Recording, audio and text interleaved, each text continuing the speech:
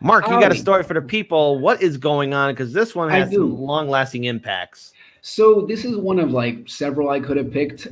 First of all, to folks who celebrate them, Happy Good Friday, Happy Passover, Hag Pesach Sameach, or however that's pronounced. I hope I didn't butcher it too bad. This is a story about some folks who really, really, really want to get together on Sunday and celebrate Easter, possibly because some schmuck said that that'd be cool.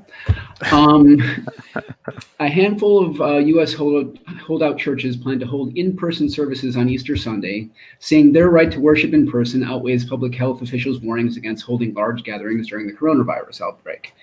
You have some of the quotes that you're going to see in pretty much any one of these stories, including "Satan and a virus will not stop us." This is the Reverend Tony Spell. Oh my God! These are the smart people. Yeah, God will shield us from all harm and sickness. We are not afraid. We are called by God to stand against the Antichrist creeping into America's borders. We'll spread the gospel. And of course, because, I mean, if you're going to have somebody to protest something, why not pick Amon Bundy, who was the Malheur Wildlife Refuge takeover by violent actions guy. He decided he wants to get a group of people together on Easter as well. However, I don't quite understand that because he's not really a pastor or any way affiliated religiously. But hey, if the government's going to crack down on something, he's going to oppose it. Yeah, this is just an interesting story that kind of goes with First Amendment rights versus safety. And I kind of want to have people's opinions on it because while I don't, I definitely have my opinion, and I see the one side being much more valid than the other. There is freedom of religion, freedom of assembly. How do y'all want to take this? So in a weird way, my Schadenfreude part of me goes, "Go ahead, meet." No, here's my problem. I'm against any right now. Look, there is no cure. There's no vaccination for COVID-19.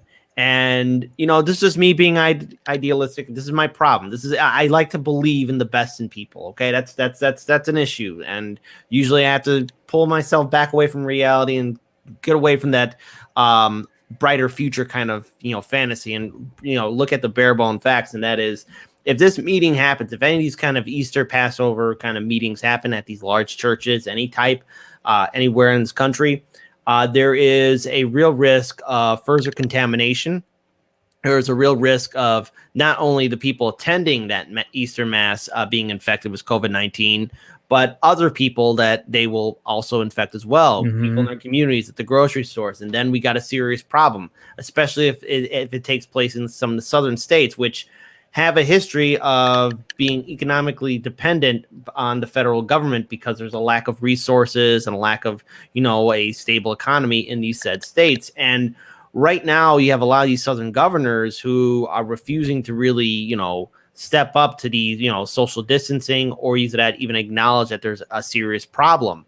And it's going to be a problem because if more people are basically taken out by COVID-19, whether they're bedridden or they pass away, we could see further damage to not only those states' economy, but also to our national economy as well.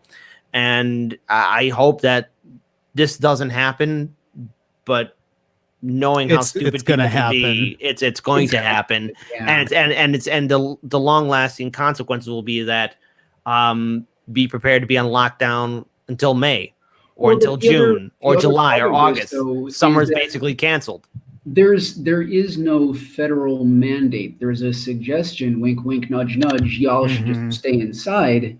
But depending on what state of the union you happen to be in right now, it's perfectly fine to go out for Easter. I guess with this, it's just an interesting thing because the pendulum does kind of swing both ways. You have everybody kind of wants, in this particular case, for lack of a better word, an authoritarian diktat that says, hey, y'all should stay inside and we're going to enforce that because that, for rational people, is the right way to go about this.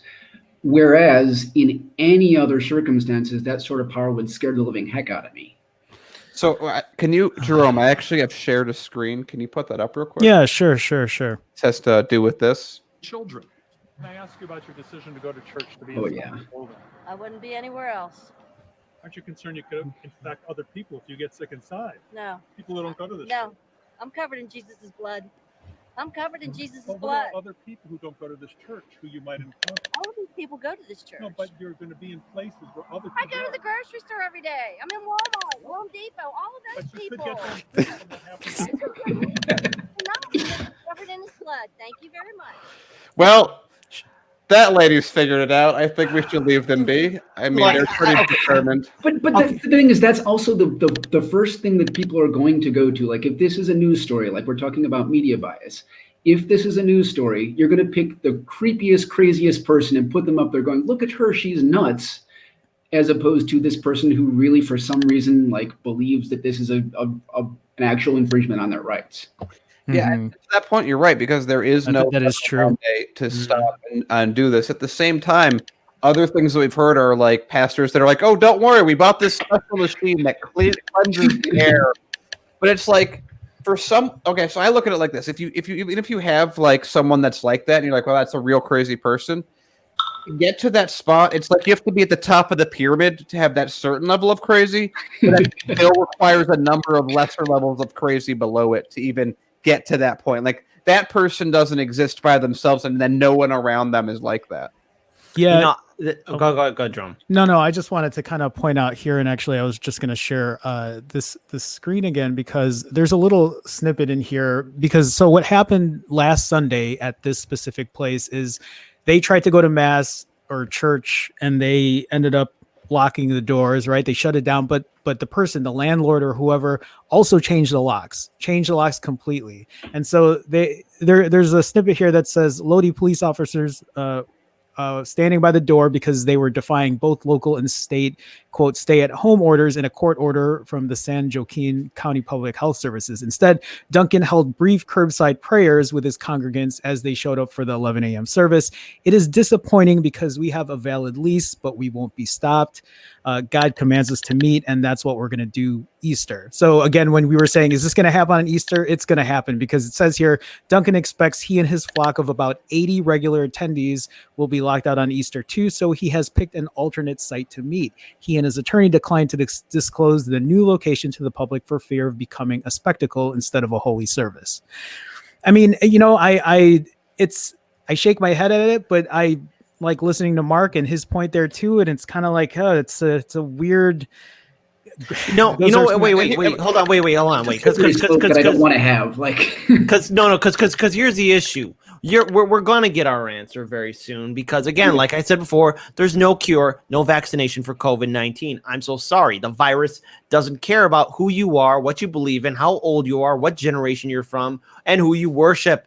Doesn't even care who you vote for. Yeah. I mean, this is for a lot of people, for a lot of humans, this is a foreign concept, because we've never dealt with something that equally can basically, that it's collectively given our species a gut check, the likes of which we've never seen. No foreign power, no great dictator has ever done anything like how COVID-19 has done to us right now. At least this is the recent memory.